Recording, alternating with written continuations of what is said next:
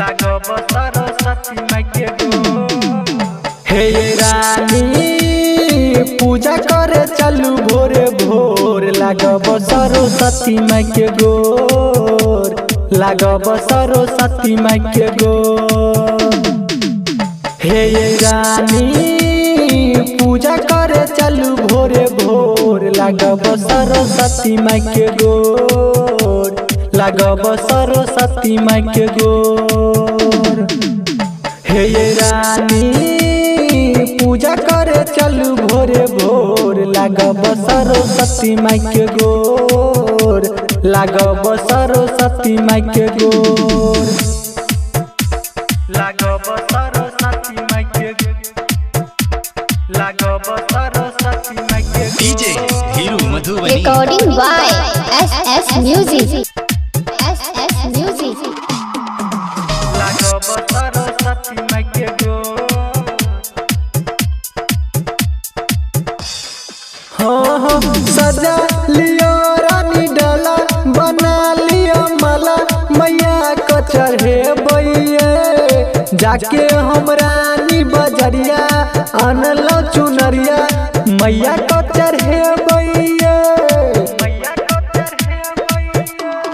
हाँ सजा लियो रानी डाला, बना लियो माला, मैया को चढ़े बैये।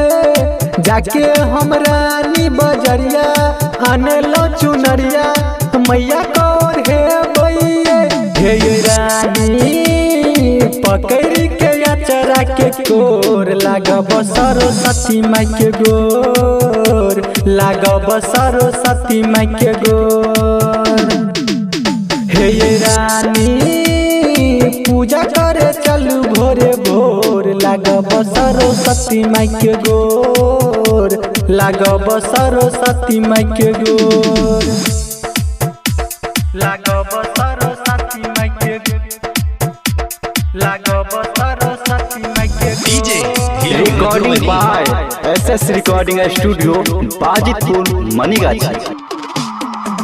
लागब सरस्वती माई के गोर।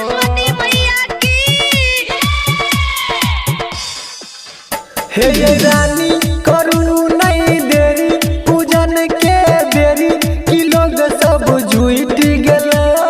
राइटर रोशन के संग में सोमन कलश के आइब गेले।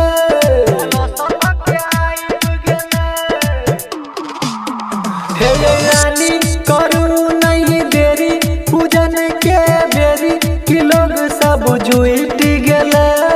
राइटर रोशन के संग में सोमन कलश के आइब गेले।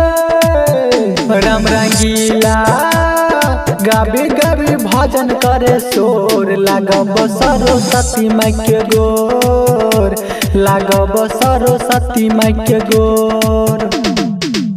हे रानी पकड़ के अचरा के कोर, लागब सरस्वती माई के गोर, लागब सरस्वती माई के गोर।